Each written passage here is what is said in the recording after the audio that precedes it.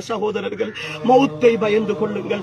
ஒரே ஒரு வசனம் உங்களுக்கு ஞாபகப்படுத்தி முடித்துக் கொள்கிறேன். அல்லாஹ் சொல்லுகிறான், இன்னா நஹ்னு நுஹ்யில் மௌதா வ நக்துபு மா கத்தமு வ ஆதாரஹும்.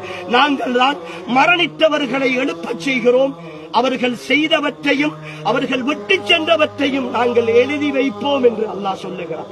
முகநூலில் நீங்கள் பதிவு செய்துவிட்டு யாரோ ஒருத்தனை பற்றி அவதூறு எழுதிவிட்டு அரசியலின் பெயரால் நையாண்டி செய்துவிட்டு மீம்ஸுகள் கிரியேட் பண்ணிவிட்டு ரீல்ஸுகள் போட்டுவிட்டு இசைகளையும் சினிமாக்களையும் போட்டு நீங்கள் கேவலப்படுத்திவிட்டு இந்த கபருக்குள் வந்தால் உங்களுடைய முகநூல் இருக்கிற காலம் எல்லாம், அதை படிக்கிறவர்கள் படிக்கிற காலம் எல்லாம், அது தொடர்ந்து வருகிற காலம் எல்லாம் இந்த கபருக்குள் வேதனை செய்யப்பட்டுக் கொண்டே இருப்பீர்கள், தண்டிக்கப்பட்டுக் கொண்டே இருப்பீர்கள். அல்லாஹுடைய விஷயத்தில் விளையாடாதீர்கள், அல்லாஹுடைய விஷயத்தில் விளையாடாதீர்கள். அவன் ரப்புல் ஆலமீன், அவன் ரப்புல் ஆலமீன். அவன் எப்படி அருளாளனோ அந்த அளவு ரோஷக்காரன் அவன். அவன் பிடித்தால் தாங்க முடியாது. என் சகோதரர்களே, அல்லாஹுவை பயந்து கொள்ளுங்கள். இந்த மௌத்தையும் நினைத்து பாருங்கள். இதோ எங்களோடு வாழ்ந்த ஒரு சகோதரர்